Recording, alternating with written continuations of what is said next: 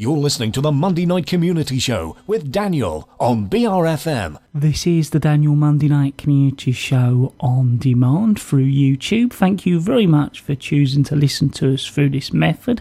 If you'd like to keep up to date with when I add new interviews, then subscribe to this channel. Now I'm going to be talking to, firstly, Gillian. It's part of our regular slot with the Swale Clinical Commissioning Group. To give you a little bit of an introduction into the theme for this evening's show. Well, it is New Year, and presumably you all have made New Year resolutions, and maybe you have decided this is the year to start a diet after Christmas, take up some exercise, or perhaps lose some weight. So we're going to be asking the NHS Swale Clinical Commissioning Group for some tips on fighting the flab and keeping fit in 2014. We're firstly going to be speaking to Gillian. Gillian, it's good to see you back here in the studio. Thanks, Daniel. Great to be back. Thank you.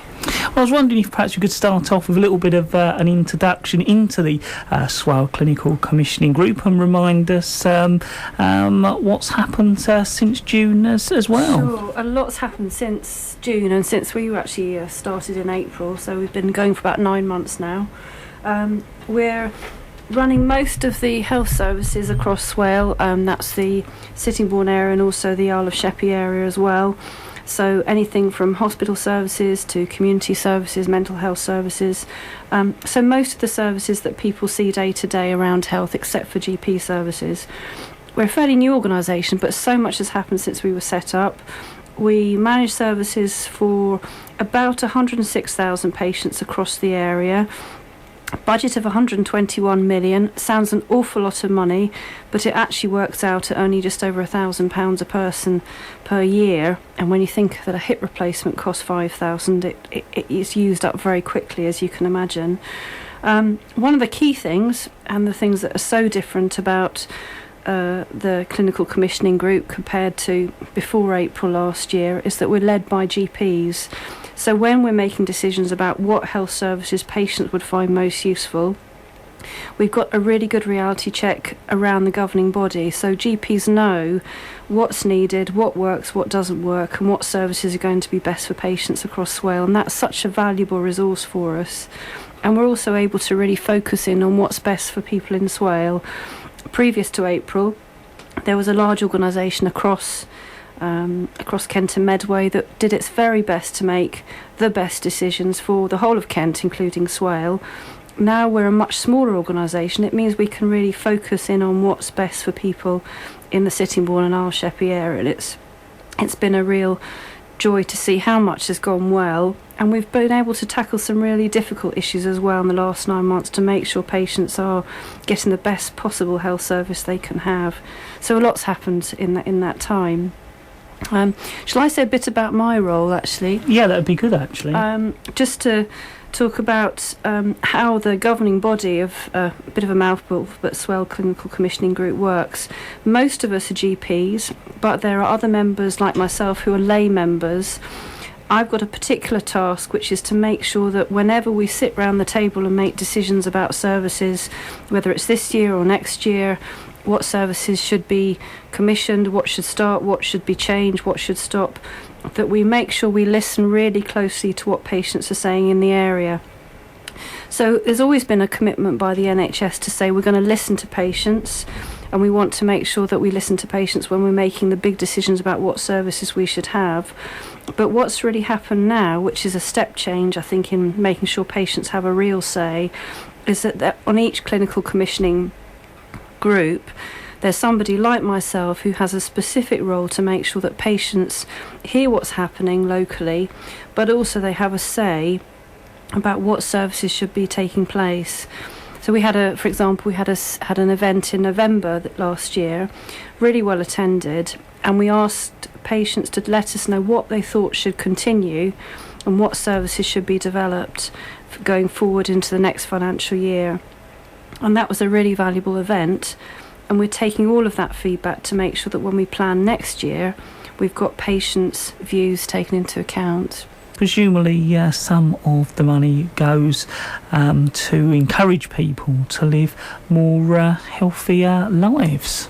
Yeah, it certainly is, Daniel. It's one of the most important things we're looking at the moment, because it's all very well having a health service that looks after you once you're unwell, but of course what is even better is if we can keep people healthier and happier for longer. And we know in Swale, for example, we've got some areas which just don't have such good facilities, and where people can't stay as healthy. Places like Warden and Laysdown, Sheerness, parts of Sheerness and Rushendon, and it really affects people's lives, and we want to make sure that people, particularly in those areas and all right across Swale, have a much healthier lifestyle.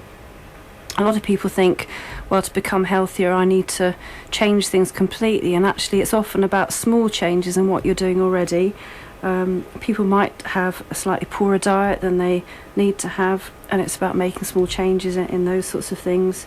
They might smoke. There's lots of ways one can start to reduce smoking, and there's lots of help around to do that, which I can come on to a bit later.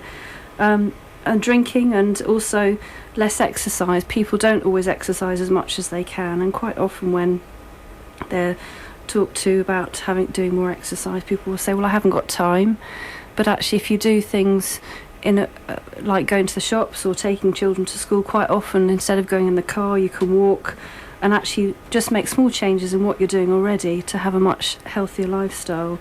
It's something we really want to promote. It makes people much healthier, and it addresses problems like breathing problems, like heart disease, like diabetes that so many people suffer from, and also obesity, and that's something that we really want to encourage as much as we can. Gillian, so how can you do that?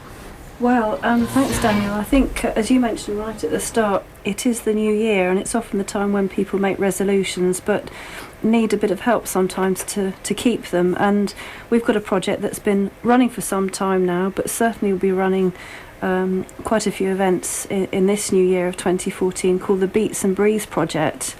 And it runs events, meets people, works with them one-to-one to do a couple of things. First of all, to explain the damage that can be caused by having an unhealthy diet, by smoking, by drinking, by not having enough exercise, and then working in partnership with those people to try and get them on the road to a healthier lifestyle, so they're much healthier and happier themselves.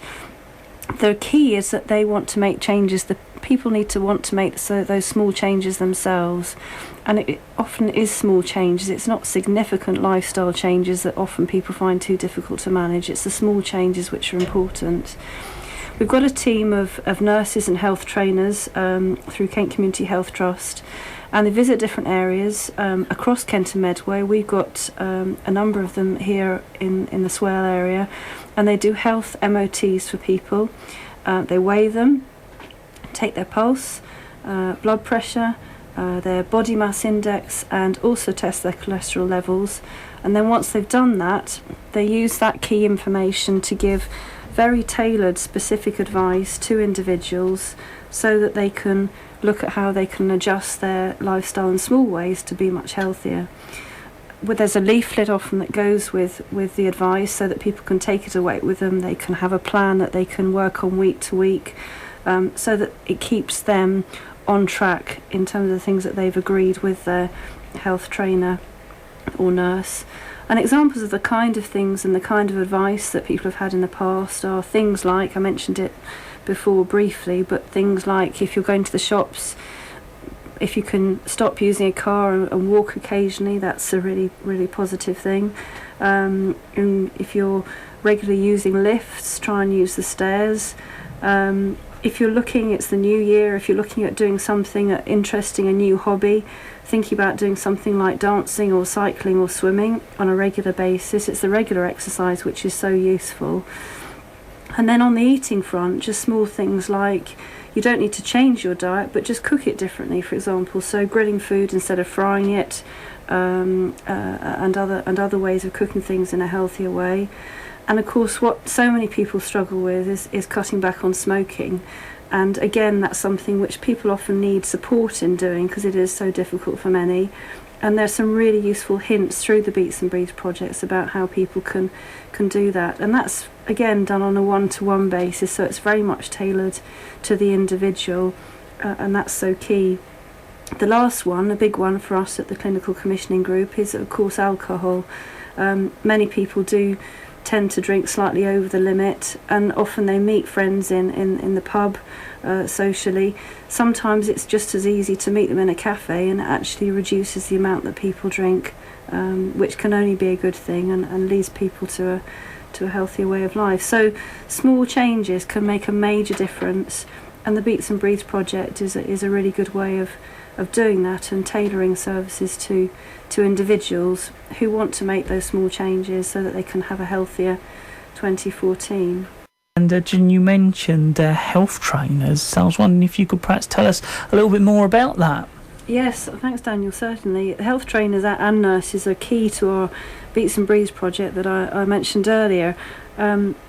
Some may remember about 10 years ago health trainers were first created, and they're a really good resource for working with people one-to-one to get them into a healthy lifestyle. There's about 35 across East and West Kent. We've got 3 here in the Swale Clinical Commissioning Group area. All have qualified with City and Guilds, so they're well qualified health trainers, lots of expertise and lots of experience. And what we've made sure here in Swale is that our health trainers are from the area, so they've got a really good knowledge not only of the needs in the area in terms of health and health needs, but also what facilities there are around in terms of exercise, hobbies and other ways of getting out and enjoying life more and having a healthier lifestyle generally. They're a busy team. They work with anybody between the ages of 18 to 65. They go out usually at planned events. Our next one is in late February, and go out and work with people one-to-one to give some confidential NHS advice. They do the things I mentioned earlier, so they'll meet people, they'll weigh them, take pulses, blood pressure and so on to see where they need some advice around health. And then they'll offer up to 6 one-to-one sessions tailored to the individuals, to individual patients and public, to advise them on what they can do better, whether that be around healthier eating, hints on and tips on how to reduce and possibly give up smoking, ways of reducing drinking, exercise, hobbies, things like that. But what is so special about this particular project is that the advice is individually tailored to people. People have got to want to make those changes themselves. They want to be healthier themselves. But the advice is there and the support is there, and it's very much tailored to the individual. Our next event is going to be at Sheppey Leisure Complex in Sheerness, but there'll be others in other community centres, and they'll be starting towards the end of February. At the moment, we're talking all about the health trainer on Sheppey. Thanks, Daniel. Yes, I spoke a bit about the Beats and Breathes project earlier, and it's such an important project given that we know that there are some people that live regularly up to the age of 72, but many others in more affluent areas across Swale that live till 82, and we really want to do what we can through the work of health trainers and the Beats and Breathes project to make sure that everyone has the same opportunity for a healthier lifestyle and can live to a good age. One of the things that's happening at the moment is that there's something called a Move and Groove session at the Sheerness Healthy Living Centre. It's every Thursday. It's from 10 o'clock till 12, and it offers all sorts of different exercises for people of any ability, whether you're disabled, whether you're already doing a lot of exercise, whether you're halfway between, whether you're not doing much exercise at all. It provides all sorts of opportunities to get more active in terms of doing anything ranging from table tennis, bowls, badminton or swimming. As I say, that's every Thursday from 10 till 12. It's at Sheerness Healthy Living Centre, and it's a fantastic way of just starting to get more active. Excellent value, £2 a session, and you really do see an awful lot of different types of exercise and can test all sorts of different things, and there'll be personal health trainers there that can give you one-to-one advice. So it's a really good service, and I'd encourage as many people to go along as possible. The other thing that we do is to look at advice on healthy eating. We've got an allotment which is at Stamford Hill Prison in Eastchurch, and people can go along.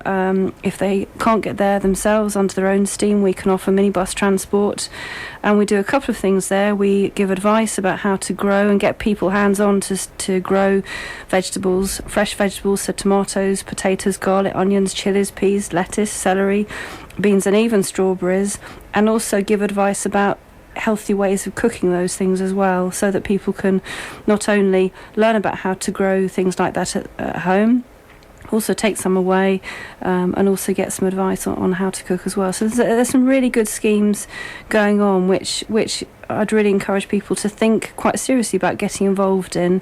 They're there regularly, they're excellent value, and they're really tailored to people that want to make a small change in their lives, to have healthier lives, but the work is really, and the advice is really tailored to what people need themselves. The last thing I'll just mention before moving on is something that we do, which a lot of people wouldn't really associate with health, but is so important. We all know that one thinks about health and you think, well, that must be about diet, and it must be about eating, and it must be about exercise. But of course there are many other things that also affect how healthy we all are, and that's things like anxiety, which is caused by debt. It's things like housing. It's about getting the right GP, being able to register with the right dentist, and things like that. And so alongside all the things I've spoken about already, we also offer advice around debt and housing, things that really do impact and often cause a lot of anxiety to people, but can actually make a major difference in making people's lives just much better as well. So I'd really encourage people to get involved in the Beats and Breeze project. We'll read out details, if I may, at the end of sort of how to find out more information and make contact. But there's all sorts of things going on, whatever stage you're at, in terms of exercise, in terms of eating, and this is the right time to start, so do please get involved. I was wondering if you could go over the useful contact details regarding some of the things you've covered so far. Yeah, thanks Daniel. As I say, I think the Beats and Breeze project is a fantastic service for patients in Swale, and I've got some contact details here. They all will be, I think, on the BRFM website, and thanks Daniel for that, and they will also be on the Swale Clinical Commissioning Group site. But the number to call is 0800 849 4000, and that's option 3. That number again, 0800 849 4000, option 3. Or you can email kcht.healthtrainers@nhs.net. That email again, kcht.healthtrainers@nhs.net, if you want to find out more. Or there's a website which is www.kentcht.nhs.uk, and there's a health trainers section on the website. That website again, www.kentcht.nhs.uk. So do please make the best of this project. It really is a great service, specifically there for people in Swale, and really does provide good one-to-one advice to people who want to make those small but really important changes as we go into the new year. Thanks. And I know you next wanted to cover A&E, I think. Yes, this is very timely, and thanks for asking about that. A&E always, accident and emergency, always at this time of year gets under enormous pressure.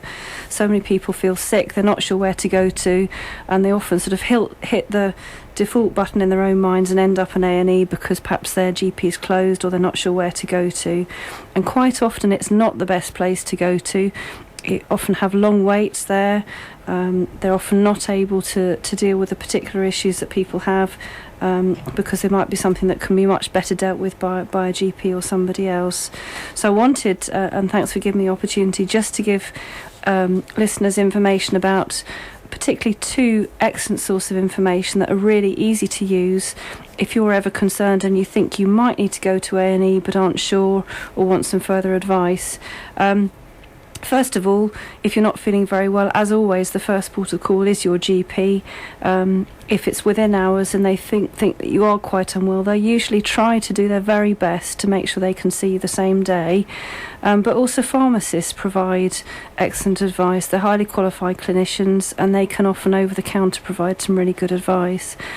But there are two things that are really good for Swale, and one is a new web app which is called Health Help Now. That's Health Help Now, and if you go onto the website www.healthhelpnow-nhs.net, it's a fantastic web app which can be used on mobile phones, on tablets, on laptops, on desktops, and wherever you are, if you go into it, it will tell you, if you put in your symptoms, your age and where you are, at any time of the day, 24 hours, it will tell you the best place to go to, the best place to get advice for the particular symptom that you have. So it's a really fantastic facility. It's specific for people in Swale, and it's called Health Help Now.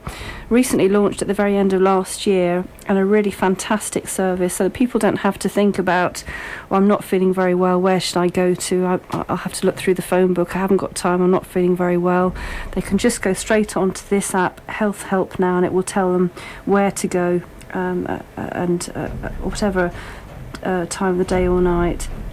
The other service which is really excellent now, it's had a bit of a knocking in recent months but is really fantastic, is NHS 111. I've used it myself last year and they were absolutely brilliant in terms of the advice, and it really is an excellent service now.